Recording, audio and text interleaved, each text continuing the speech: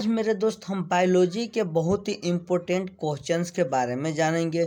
जो चाहे 12 के स्टूडेंट हो, चाहे कॉम्पिटिटिव के स्टूडेंट हो, किसी भी तरह के एग्ज़ाम आप देते होंगे, उसमें बहुत ही ज़्यादा इम्पोर्टेंट बायोलॉजी का पार्ट रहता है मेरे दोस्त। उसके पार्ट के कुछ आज क्वेश्चंस के बारे में हम डिस्कस करेंगे यहाँ पर, जो कि आज मेरे दोस्त ये मानव में होने वाले विभिन्न तरह के बीमारियाँ, विभिन्न तरह के उपायों और उनके साथ साथ उनके हेल्थ के बारे में कुछ डिस्कस करेंगे।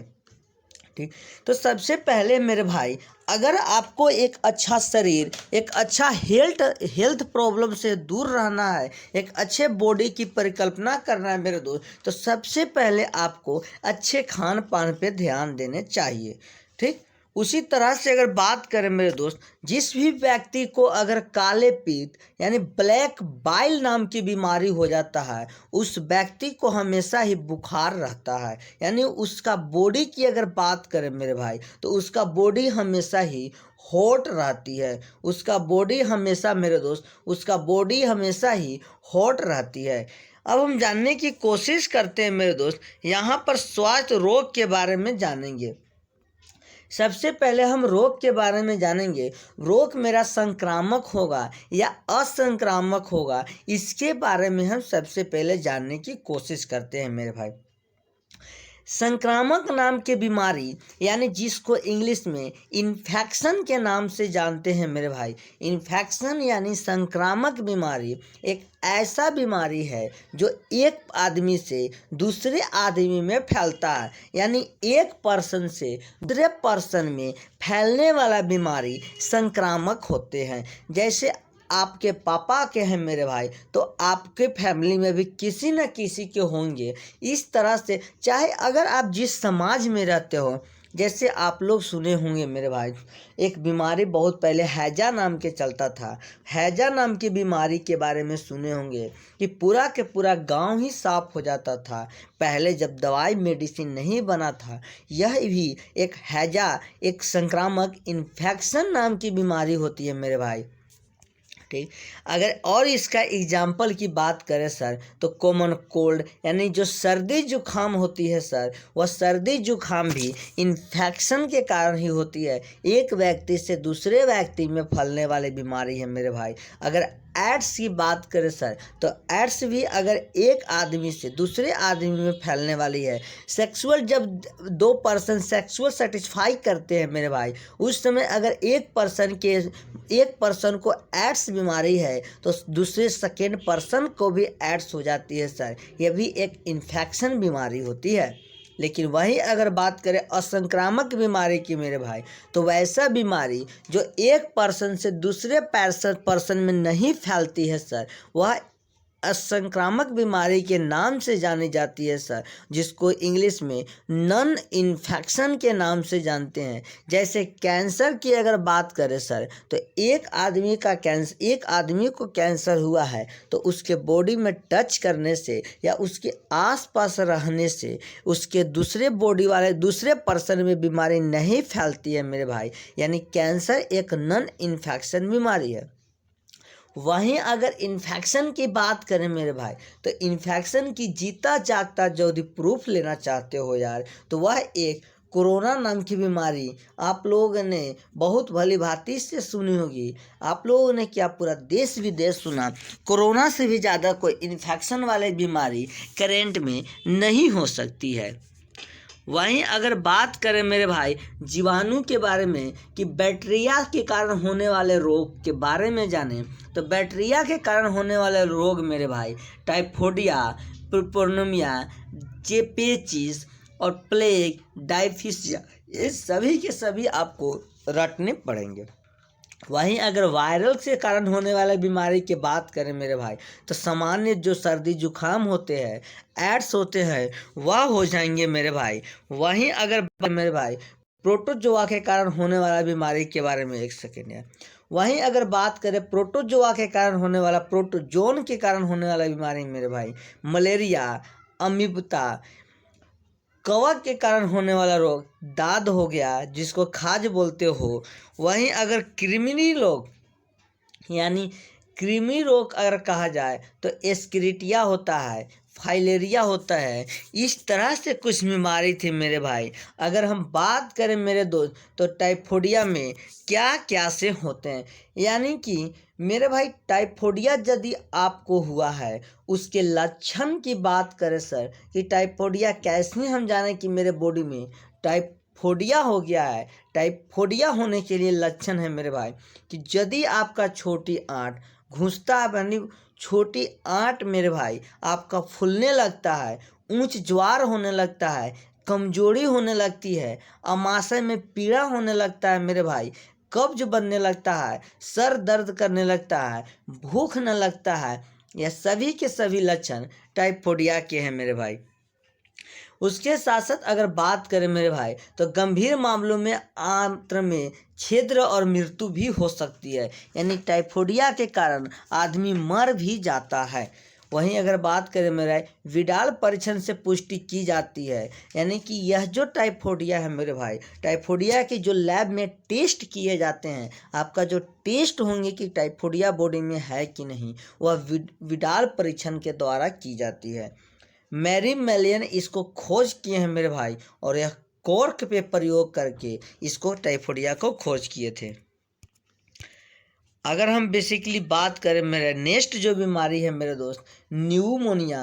न्यूमोनिया का जो लक्षण है, न्यूमोनिया का लक्षण है मेरे भाई स्ट्रेप्टोकोकस यूनानी, होम्योफिल्स इन्फ्लुएंजा, ये सभी के सभी वायरस दोनों हैं, इनके कारण निमोनिया होते हैं। वायु कोष्ठ संक्रमित हो जाते हैं मेरे भाई, वायु कोष्ठ में तरल भर जाता है, सांस लेने में आपको समस्या होंगे मेरे दोस्त, सांस आपको सही से नहीं ले पाइएगा। उसके साथ साथ मेरे भाई लक्षण ज्वर होंगे, ठिठुरता मिस आपको कपकपी लेगा, खांसी आएगा, सिर दर्द होंगे, इतना सारा मेरे दोस्त इसके लक्षण हैं। लेकिन मेन अगर लक्षण की बात करें, ज़्यादा अगर आपको नमूनिया शरीर बॉडी के अंदर ज़्यादा फैलने लगा है मेरे भाई, तो आपके होंठ और नाखून नीले हो जाते हैं। यानी अगर आपके होंठ और नाखून नीले हो जाते हैं, तो आप ये समझें कि नमूनिया हद से ज़्यादा आपके बॉडी में फैलने लगी है। नेक्स्ट अगर बात करें मेरे भाई, जनरल कोल्ड की बात करें, यानी जिसको आप सर्दी जुखाम के नाम से जानते हो, सर्दी और जुखाम के नाम से जानते हो, अगर हम इसकी बात करें मेरे भाई, तो राइनो वायरस के कारण, राइनो वायरस विषाणु के कारण ऐसे बॉडी में होते हैं। इसमें नाक और सांस दोनों लेने में दिक्कत होती है, फेफड़े में प्रॉब्लम आने लगती है, और यह महज से, यानी ये जो बीमारी आपके बॉडी में है मेरे भाई, 3 से 7 दिन तक रहती है। अगर इससे ज़्यादा आपके बॉडी में रहती है मेरे भाई, आप समझिए कि आपके अंदर गंभीर बीमारी आ चुकी है, क्योंकि यह 3 से 7 दिन से ज़्यादा नहीं रहती है, मैक्सिमम 7 दिन और मिनिमम 3 दिन रहती है। जिसका बॉडी यानी जिसका बॉडी रजिस्ट करता है, बॉडी अगर हेल्थ है, तो वह कम से कम दिन में ही ख़त्म हो जाती है बीमारी। वहीं अगर बात करें मेरे भाई एस्केरिटा की बात करें, तो एस्कारिस के विषाणु के कारण होती है। इसमें मेरे भाई लक्षण अगर बात करें मेरे भाई, तो आंतरिक रक्तस्राव होती है मेरे भाई, पेशिया में दर्द हो जाता है, इस आपके नस नस में दर्द हो जाएगा मेरे भाई, मसल्स में पेन हो जाएंगे, आपको ज्वर आएंगे, बुखार आएंगे, अरक्ता आएंगे, आंत्र का अवरोध होगा मेरे भाई। इतना सारा इसके लक्षण है। वहीं अगर बात करें मेरे भाई हस्तीपद के नाम से हाथी पाँव भी जाना जाता है, यानी हस्तीपद या हाथी पाँव बोले बात एक ही है। इसमें मेरे भाई क्या होता है, और यह जो बीमारी है, यह फाइलेरिया के नाम से जाना जाता है। यानी जनरली आप जो हस्तीपद या हाथी पाँव बोलते हो, इसको अगर साइंटिस्ट नाम दिया गया है, वह फाइलेरिया के नाम से दिया गया है। इसमें मेरे भाई उचेरिया, वैकेटाई और मलाई नाम के विषाणु पाए जाते हैं। इसमें क्या होता है मेरे भाई, पाद की लसिका वाहिका जो है वह दीर्घकालिक शोथ में हो जाती है और जनन अंग को प्रभावित करती है। इतना यह फाइलेरिया के लक्षण होते हैं और इफेक्ट डालता है।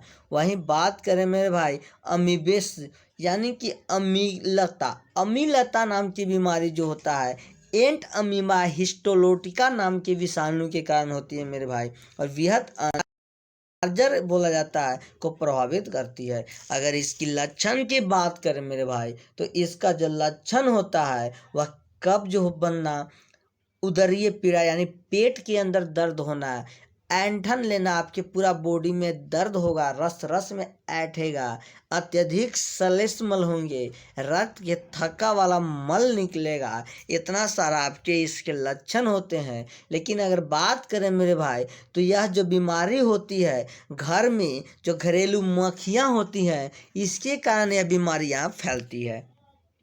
वहीं अगर बात करें मेरे भाई, दाद नाम की बीमारी का नाम आपने सुना होगा। दाद जिसको आप लोग खाज बोलते हो, इसमें क्या होता है मेरे भाई, आपके बॉडी के ऊपर, आपके स्किन के ऊपर वाइट वाइट नाम के लेयर दिखने लगता है। यह मेरे दोस्त माइक्रोप्लाज्मा के कारण, ट्राइकोप्लाज्मा के कारण, इप्डोमाइफिया के कारण होते हैं मेरे भाई। और यह जो बीमारी है सूखी, सल्की, विलक्तियाँ त्वचा में दिखाई देती है, नाखून और सिलोक में दिखाई देती है, त्वचा के वल्लो फोल्ड में दिखाई देती है। इसमें मेरे भाई आपको तेज खुजली होगा। उष्मा और नमी इन कवकों को पनपने में मदद करती है। यानी ये जो दाद नाम की बीमारी होती है मेरे भाई, यह जो उष्मा यानी कि जो आपके लाइट होते हैं, और नमी यानी कि जो शीतलता होती है, ये दोनों के दोनों इस कवक को पनपने में हेल्प मदद करती है। वहीं अगर बात करें मेरे भाई मलेरिया की बात करें, तो मलेरिया जनरली प्लाज्मोडियम के कारण होती है। इसमें भी 3 तरह के वायरस के कारण होती है मेरे भाई। अगर जीभी व्यक्ति का वायरस है, मलेरिया है, फ्लैक्पेरियम है, यह जो फ्लैक्पेरियम है मेरे भाई, यह सबसे दर्दनाक होती है। इसमें दुखद होती है मलेरिया वाले व्यक्ति को। इस दोनों मलेरिया वाले व्यक्ति को जनरली ज़्यादा पीड़ा नहीं होती है एज कंपेयर टू इस वाली बीमारी के कारण। इसमें मेरे भाई आपके जो मादा एनफ्लूएंजा मच्छर होते हैं, जिनके कारण यह मलेरिया बीमारी फैलती है। दो परपोषी के कारण, जैसे मनुष्य और मच्छर, यह जो बीमारी है मेरे भाई दो परपोषी के कारण फैलती है, मच्छर और मनुष्य के कारण फैलती है मेरे भाई। इसी कारण इसको दो परपोषी कहा जाता है। आपको यहाँ पर फिगर दिख रहा होगा कि मलेरिया कैसे फैलता है मेरे भाई। जब मच्छर दूसरे मानव को काटता है, तब जीवाणु काटने के साथ मानव के शरीर में चले जाते हैं। उसी तरह से परिपक्व संक्रामक अवस्था जीवाणु अंत्र से निकलकर मच्छर की लार यानी ग्रंथियां में चले जाती है। इस तरह से बीमारियां मेरे भाई फैलती है। आपको यहाँ पर फिगर दिख रहा होगा। इस तरह से मच्छर और मनुष्य के कारण यह मलेरिया फैलती है। वहीं अगर बात करें मेरे भाई, वहीं अगर हम बात करें मेरे दोस्त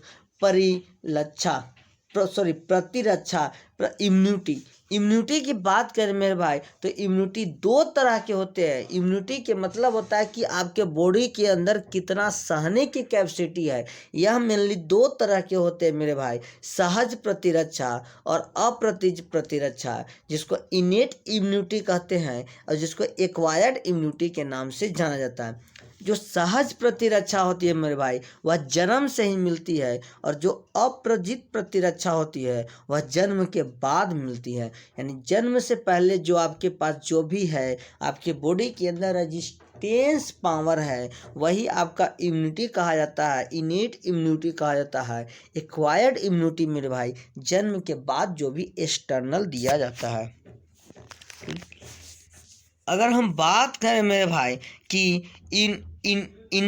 इनेट इम्यूनिटी यानी जिसको आप सहज प्रतिरक्षा बोलते हो, या शारीरिक रोध फिजिकल, उसके बाद फिजियोलॉजिकल, उसके बाद सेलर और उसके बाद इन्फ्लुएंजा, इस तरह से आपको देखने को मिलते हैं। सो मेरे भाई आज की बायोलॉजी सेशन आपका कैसा रहा आप कमेंट करके बताएं, और मज़ा आया होगा यह बीमारियां के बारे में जानकर। अब नेक्स्ट क्लासेस में हम नेक्स्ट सेशन से मिलेंगे। Bye bye, thank you.